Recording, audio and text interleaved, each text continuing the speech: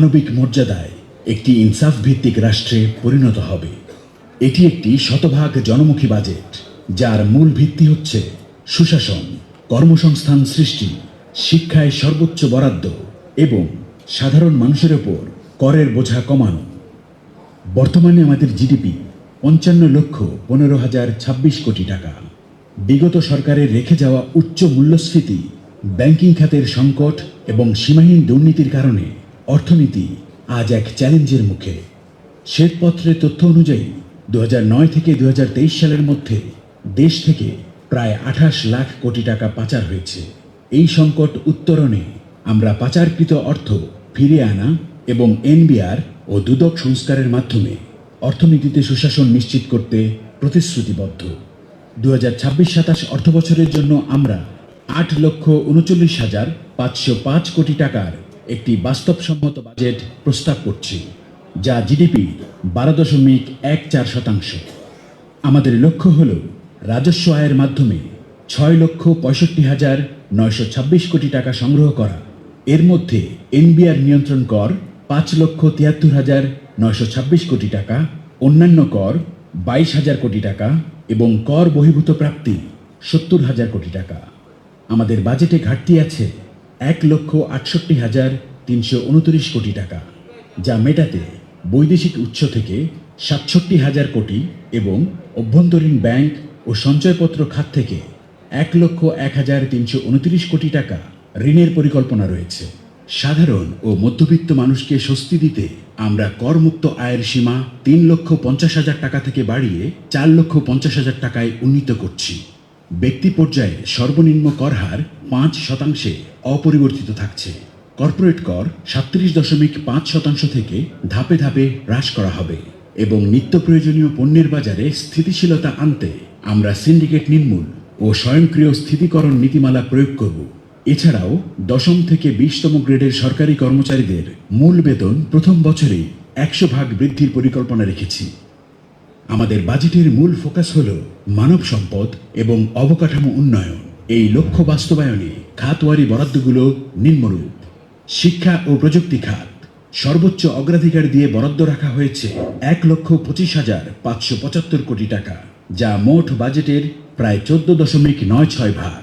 স্বাস্থ্য খাত মানসম্মত স্বাস্থ্যসেবা নিশ্চিত করতে বরাদ্দ দেওয়া হয়েছে 45,240 কোটি টাকা, যা মোট বাজেটের 5.39 ভাগ।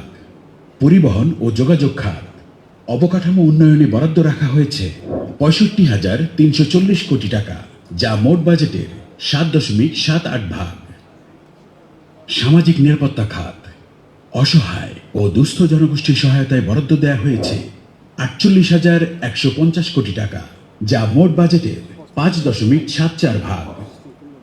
জনপ্রশাসন সরকার পরিচালনা ও পেনশন সহ জনপ্রশাসন খাতে বরাদ্দ দেওয়া হয়েছে 2,02,245 কোটি টাকা, যা মোট বাজেটের 24.09 ভাগ। প্রতিরক্ষা খাত জাতীয় নিরাপত্তা ও সুরক্ষায় বরাদ্দ রাখা হয়েছে 43,462 কোটি টাকা, যা মোট বাজেটের 5.18 ভাগ।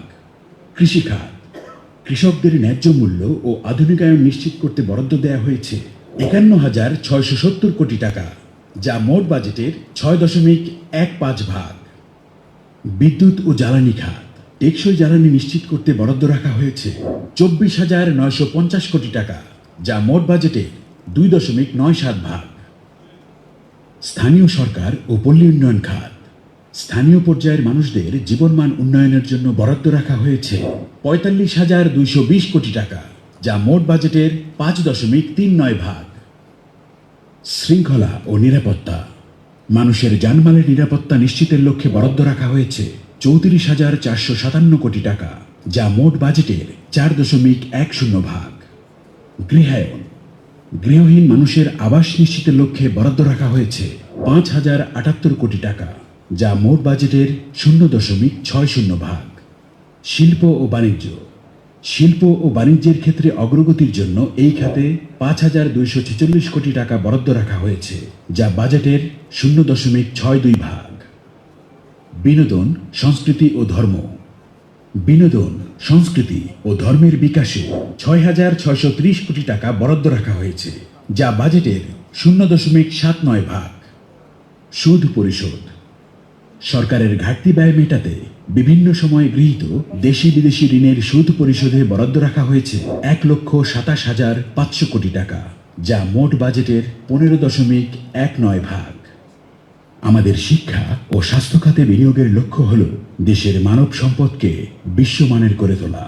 স্নাতক পর্যন্ত নারীদের অবৈতনিক শিক্ষা, মেধাবীদের জন্য 1 লক্ষ সুদমুক্ত কাজী হাসানা ঋণ এবং প্রবীণ ও শিশুদের জন্য সরকারি হাসপাতালে সম্পূর্ণ ফ্রি চিকিৎসা নিশ্চিত করা হবে। কৃষিখাতে প্রতিটি উপজেলায় সোলার ভিত্তিক কোল্ড স্টোরেজ তৈরি করা হবে, যাতে কৃষকরা তাদের উৎপাদিত পণ্যের ন্যায্য মূল্য পান। কর্মসংস্থানের জন্য পৃথক দক্ষতা উন্নয়ন ও কর্মসংস্থান মন্ত্রণালয় গঠন এবং সামাজিক নিরাপত্তা কার্ড প্রবর্তনের মাধ্যমে আমরা তৃণমূল পর্যায়ে সুশাসন পৌঁছে দেব। এই বাজেট শুধু আয় ব্যয়ের হিসাব নয়, এটি বৈষম্যহীন রাষ্ট্র প্রতিষ্ঠায় একটি মর্যাদাশীল গন্তব্যে পৌঁছানোর রূপরেখা। আমরা এমন এক বাংলাদেশের স্বপ্ন দেখছি যেখানে কাউকেই আর বিনা চিকিৎসায় মরতে হবে না, অর্থাভাবে মেধাবীর লেখাপড়া বন্ধ হবে না এবং কোনো তরুণকে বেকারত্বের গ্লানি নিয়ে হতাশায় ডুবতে হবে না। জুলাইয়ের শহীদদের রক্ত আমাদের যে শোষণহীন বৈষম্যহীন সমাজ গড়ার দায়িত্ব দিয়ে গেছে, এই বিকল্প বাজেট সেই অঙ্গীকার বাস্তবায়নের প্রথম শক্তিশালী পদক্ষেপ। আসুন ঐক্যবদ্ধভাবে আমরা একটি দুর্নীতিমুক্ত, স্বনির্ভর এবং সমৃদ্ধশালী নতুন বাংলাদেশ গড়ে তুলি। ধন্যবাদ।